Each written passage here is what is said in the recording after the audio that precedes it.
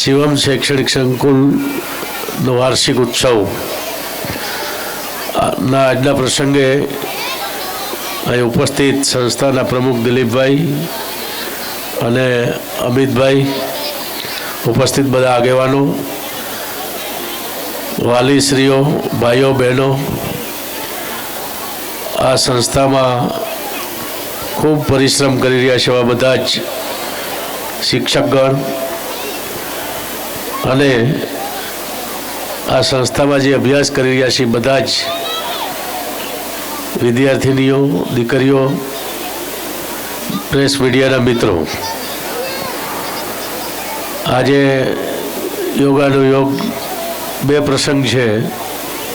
વાર્ષિક ઉત્સવ પણ છે અને અમિતભાઈનો જન્મદિવસ છે.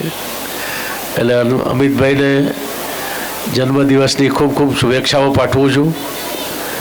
આ સંસ્થામાં પ્રાથમિકથી લઈ માધ્યમિક અને ગ્રાન્ટેડ શાળાથી લઈ અને કોલેજ સુધીનું ખૂબ ઉત્તમ પ્રકારનું શિક્ષણ અહીંયા અપાઈ રહ્યું છે. ખાસ કરીને આપણા ગ્રામ્ય વિસ્તારના વિદ્યાર્થીની, ખાસ કરીને દીકરીઓને આ પ્રકારનું આ એક જ સંકુલમાં કોલેજ સુધીનું શિક્ષણ મળી રહે એના માટે જે પ્રયાસો અને આ સંસ્થાની સ્થાપના થઈ એમ જે Goriya college, Shivam girls high school, Shivam પ્રાથમિક શાળા અને ગ્લોબલ એડ્યુકેશન સ્કૂલ અંગ્રેજી મીડિયમની આ 4 સંસ્થાઓમાં જે રીતે શિક્ષણ અપાઈ રહ્યું છે, અહીંયા હું આવ્યો ત્યારે જે દીકરીઓને અહીં પરફોર્મન્સ કર્યું,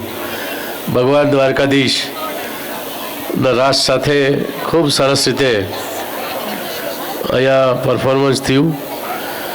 આપણે ભણતાની સાથે સાથે શિક્ષણ મેળવવું જરૂરી છે. આજનો સમય આપણે બધા જોઈએ છીએ કે 21મી સદી એ શિક્ષણ અને નોલેજની સદી છે.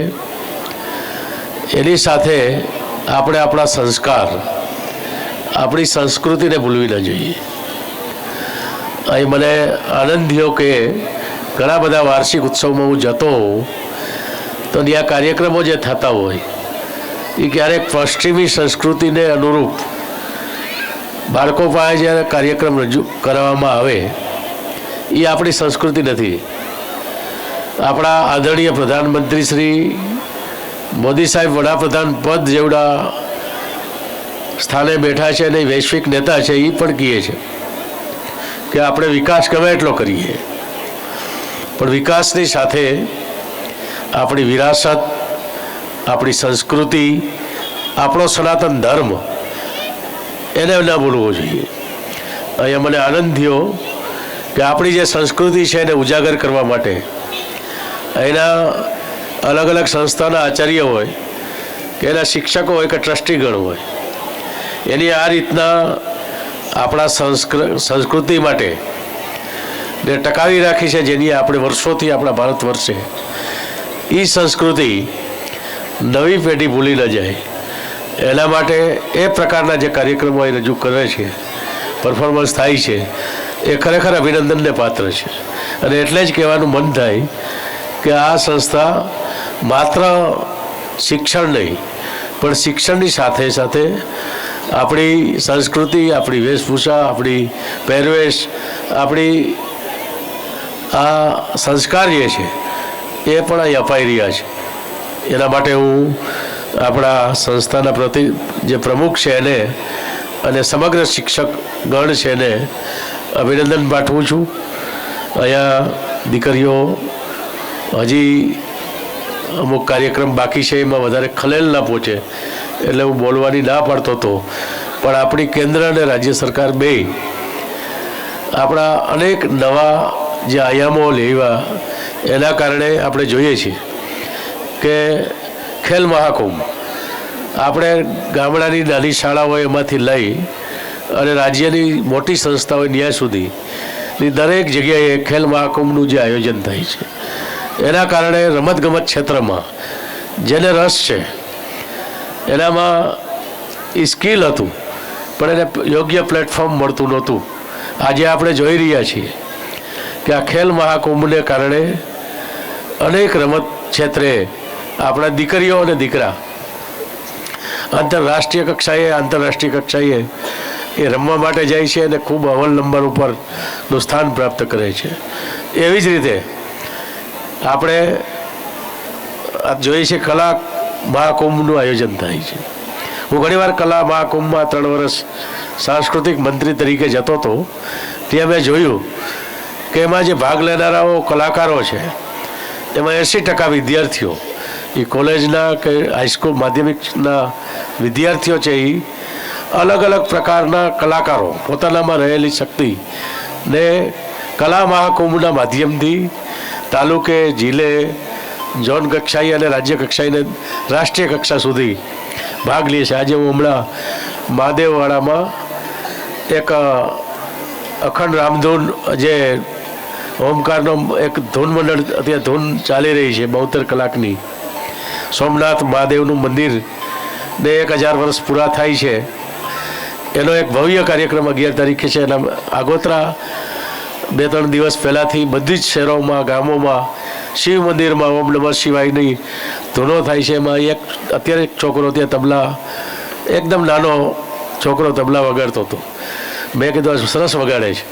તો એની મને કીધું કે આ છોકરાનો જિલ્લામાં પ્રથમ નંબર આવ્યો છે અને પ્રદેશ કક્ષાએનો જે કાર્યક્રમ થયો એમાં પણ એ ભાગ લીધો અને ત્યાં પણ પ્રથમ નંબરે એ છોકરો આવ્યો. તો આવા જે કલાકારો છે એનામાં અલગ અલગ કળાઓ છે. એ કળાઓને બહાર લેવા માટે કલા મહાકુંભનું જે આયોજન થાય છે, અને આપણું ગુજરાત તો હવે ગૌરવ લઈ શકે એમ છે કે હમણાં કોમનવેલ્થનું યજમાન આપણું અમદાવાદ શહેર થઈ રહ્યું છે. પૂરજોશમાં આપણા રાજ્ય સરકાર એની તૈયારી કરી રહ્યું છે અને 2047 સુધીમાં ઓલિમ્પિક માટે પણ આપણે તૈયારી આપણો દેશ કરી રહ્યો છે. એવા સમયે આ પ્રકારના વાર્ષિક મહોત્સવમાં શિક્ષણની સાથે સાથે દરેક વિદ્યાર્થી, દીકરીઓ એનામાં કે દીકરા હોય એનામાં જે સ્કિલ છે, એનામાં જે આવડત છે, એને યોગ્ય પ્લેટફોર્મ મળી રહે એના માટે શિવમ શૈક્ષણિક સંકુલ આ પ્રકારનું દર 9 તારીખે જાન્યુઆરી મહિનામાં આ રીતનો વાર્ષિક ઉત્સવનું જે આયોજન કરે છે એ ખરેખર અભિનંદનને પાત્ર છે. મને અફસોસ છે કે 2013, 23, 24માં મને આમંત્રણ મળ્યું હતું. ખૂબ આગ્રહ અમિતભાઈ, દિલીપભાઈએ કર્યો હતો, પણ ત્યારે સમયની વ્યસ્તતા અને અન્ય કાર્યક્રમોના કારણે હું આ સંસ્થાના પહેલીવાર આ વાર્ષિક ઉત્સવમાં આવ્યો છું. મને જાણીને ખૂબ આનંદ થયો કે આજે સ્વર્ગસ્થ મારખી બાપા જ્યાં હશે ત્યાં એનો આત્મા રાજી થતો હોય છે. સ્વર્ગસ્થ જસાભાઈ ગોરિયા એ મારી ભેગા ધારાસભામાં અમે હારે કામ કર્યું છે અને એને એક જ વાત હતી, પોતે મને કે આપણે અભણ મૂળભાઈ છીએ પણ આપણે દીકરીઓને ભણાવવી છે. અને એના માટે સરકારમાં જ્યારે કોઈ રજૂઆત હોય ત્યારે આ સંસ્થાની મંજૂરીની વાત હોય એમાં ઘણીવાર હું પણ એની હારે ગયો અને મને એ બધી જ વાતની આજે આનંદ છે કે એનું જે સ્વપ્ન જસાભાઈનું હતું એ પ્રમાણેનું શિક્ષણ આ આપણી શિવમ શૈક્ષણિક સંકુલમાં અપાઈ રહ્યું છે. હજુ આ સંસ્થા ખૂબ આગળ વધે એવી હૃદયપૂર્વકની મારી શુભેચ્છાઓ.